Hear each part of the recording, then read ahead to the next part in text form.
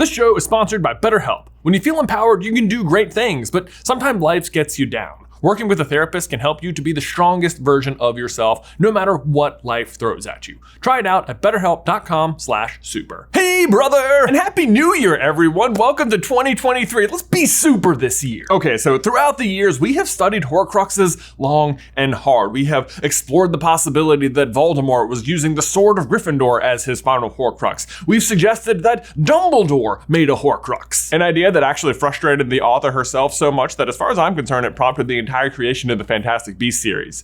May it rest in peace. Maybe. But today we find ourselves on the edge of an idea that to me makes an awful lot of sense. The idea that Grindelwald, who also sought to be Master of Death by uniting the Deathly Hallows, might have also decided to make a Horcrux. I mean, he is, after all, the forerunner to Voldemort's own scheme, and he's definitely the second most powerful dark wizard of the age. Plus, if Grindelwald had one, it would help explain how Dumbledore knew so immediately when Harry showed him the diary that the diary was a Horcrux. It could even help explain why Dumbledore was so certain that Voldemort wasn't defeated after the Avada Kedavra curse backfired on him at the Potters. Because he knows someone like that is sure to have a backup plan. So today, we find out if Grindelwald ever made a Horcrux, and if so, what was it?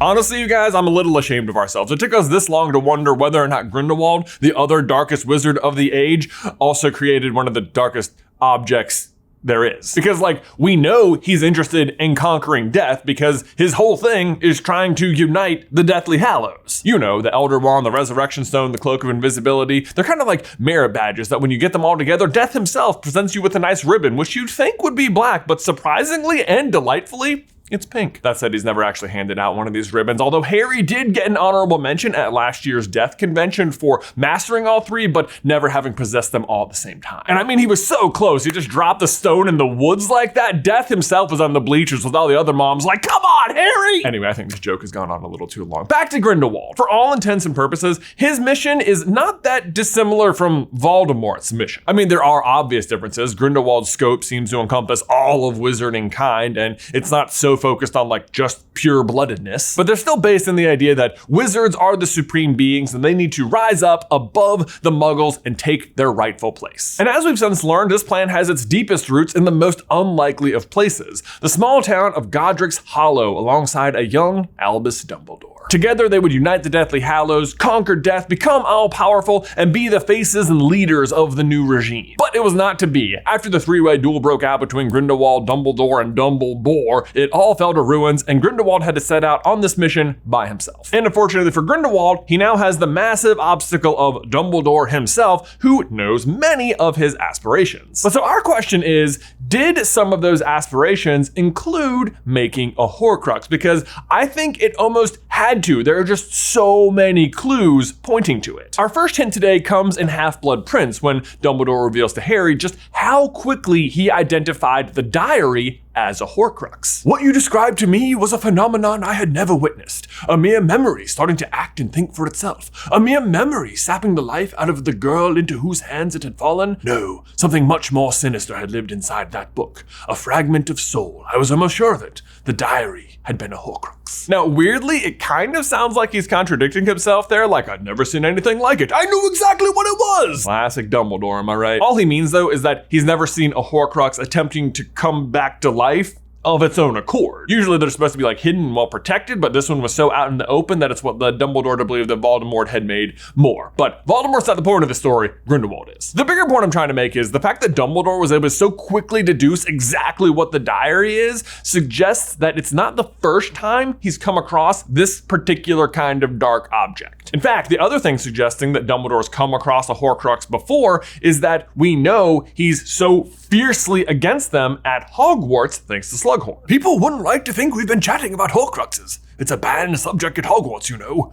Dumbledore's particularly fierce about it. And we know that ends up being true. As soon as Dumbledore becomes headmaster at Hogwarts, he removes all mention of Horcruxes from the library and keeps them up in his office. But you gotta remember, that conversation with Slughorn is happening in the 1940s. Why is Dumbledore so fierce against them already? And I think the answer is because he's already dealt with one, made by the other darkest wizard of the time, Grindelwald. And Grindelwald, as a reminder, didn't actually attend Hogwarts. He went to Durmstrang, which instead of teaching defense against the dark arts, just teaches straight up dark arts. So while it might have been a banned subject at Hogwarts, it feels like Grindelwald would have had just like easy access to this information. On top of that, we also know that before Grindelwald even left Durmstrang, he was already trying to become Master of Death because of what Krum tells Harry at Bill and Fleur's wedding. "This is his symbol. I recognized it at once. Grindelwald carved it into a wall at Durmstrang when he was a pupil there." And in case you forgot, the symbol in question is the symbol of the Deathly Hallows. But speaking of his expulsion, we also know that he was expelled for performing experiments that were too dark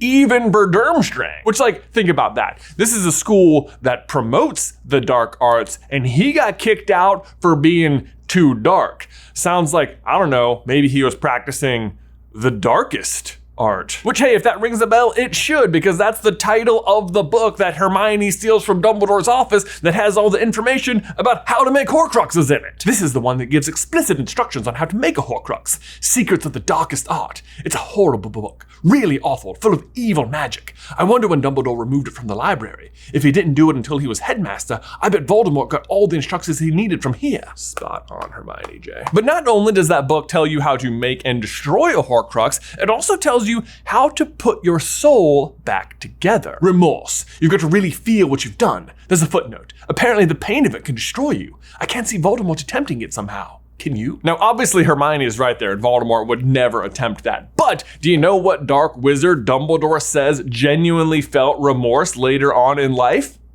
Grindelwald. They say he showed remorse in later years, alone in his cell at Nurmengard. I hope that it is true. I would like to think he did feel the horror and shame of what he had done.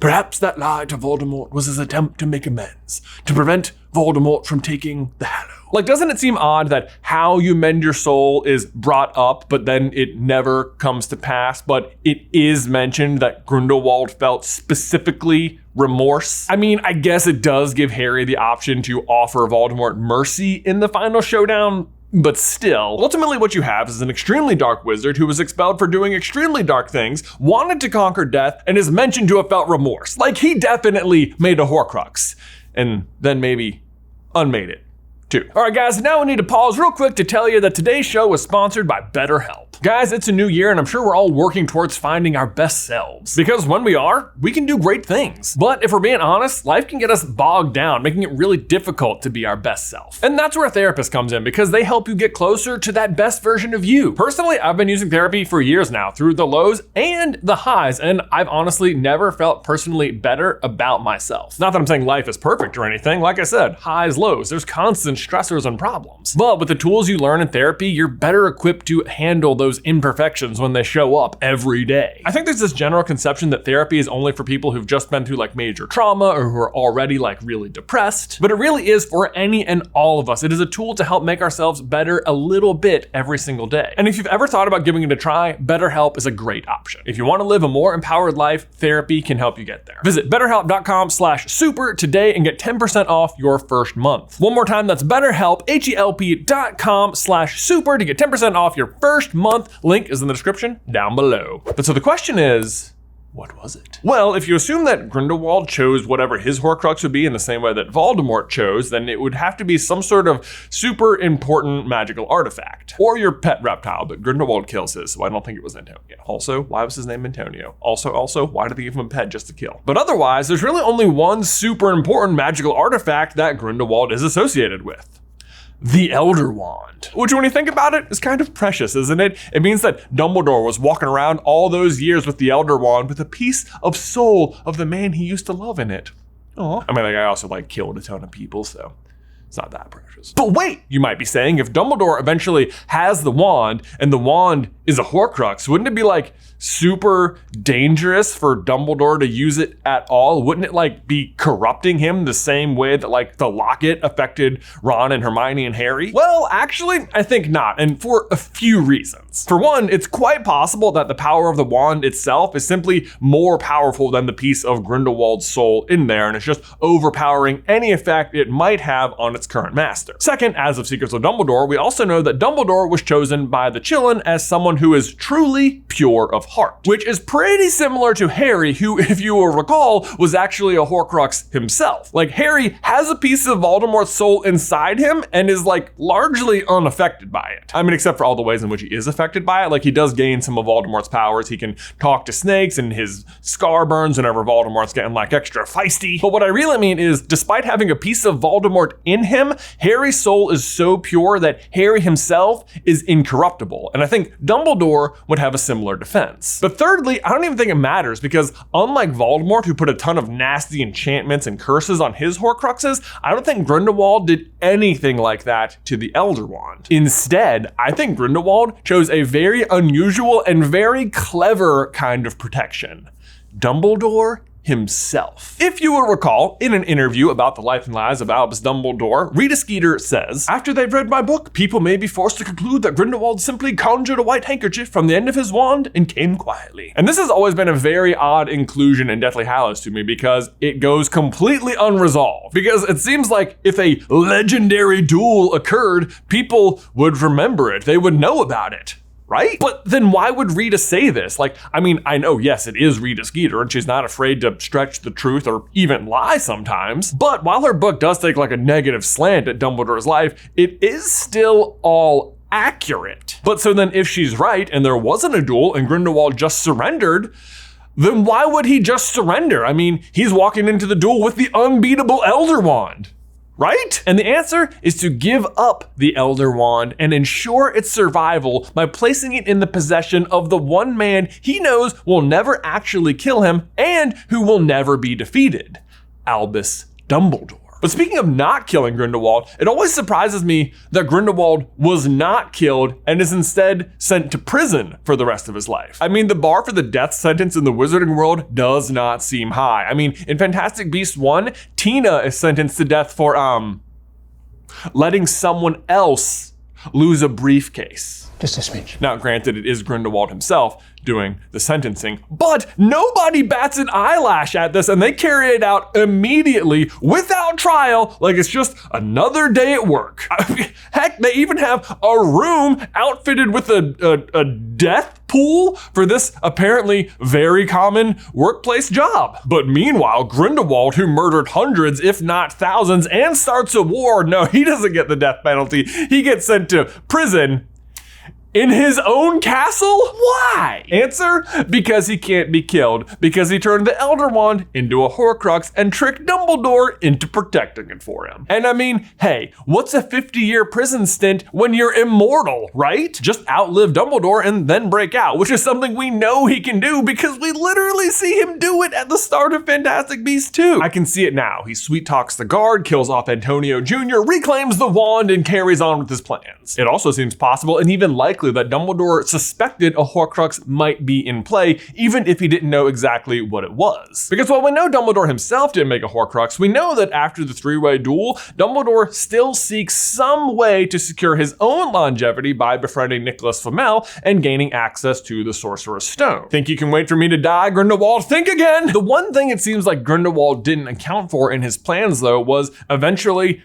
actually feeling remorse over all of his crimes and undoing the Horcrux, which of course is what allows Voldemort to eventually kill him in Nurmengard. In this scene, it basically confirms that he was really remorseful too. I mean, the words he uses with Voldemort are, "I welcome death," which is so important here because it is the exact opposite of Voldemort's own philosophy. Like, his ultimate fear is death. Now, even with this glorious plan in place, though, you might have one quandary left, which is still, does it even make sense to surrender to Dumbledore at the duel when you have the Elder Wand? Like, why go through this 50-year prison stint if you can't lose the duel in the first place? But honestly, for that, I have like so many theories. Like, you may have noticed that despite being all-powerful, the Elder Wand is continuously losing. And maybe that's because it actually always sides with whoever is the more powerful wizard. In fact, we made an entire video about that right here. Or maybe movie, when Grindelwald tells Voldemort that he never had the Elder Wand, he's not lying. And what he means is that while he possessed it, he was never actually the master of it, which is why he knew he was susceptible to losing to Dumbledore. Or don't forget, Grindelwald himself is a seer, so maybe he simply saw the future and saw that, yeah, he was gonna lose, so he made an audible. Or maybe in just the vast existence of immortality, this plan just seemed foolproof. Like,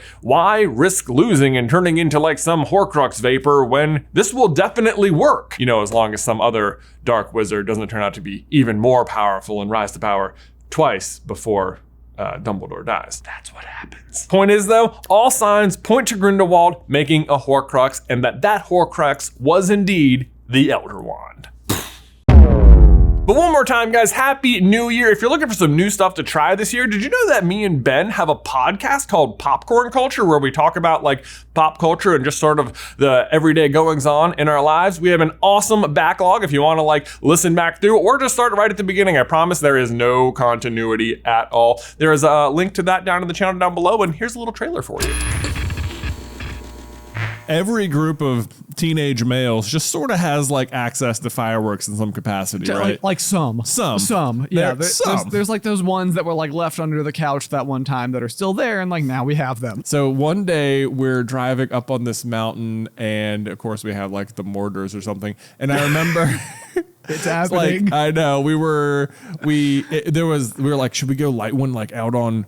Like there's like no one near us at all. And it was like we like parked the car and like lit one off like just on the road or something, and like then you have to run back and retrieve the mortar. Like, oh my god, that was insane. Yes. And then we're driving along, and I won't even name names, but we're driving along, and all of a sudden someone has it pointed out of the window of a moving vehicle. And again, there's no one nearby. We're not near any trees. It's an incredibly open area, but just like a field. Just like a field, but it is still like all of a sudden there is a lit mortar inside the car with the thing pointed out the window, and sure enough, just thunk out the side of our car comes this like huge firework. I think it was the first time I just ever realized, because like normally you set the tube on the ground, which is obviously the safe way to do it. But like you never think about how much back pressure it has. Yeah. And I remember that was the thing. So like the guy who was holding it like almost broke his thumb. Yeah, because it like kicked back so hard. It was like, they're that strong. Yeah. Like it's like a 2-inch mortar. Like I guess it makes sense, but oh man, that was a pretty dumb one. That was a pretty bad thing to do with fireworks. Don't shoot them out of your moving car.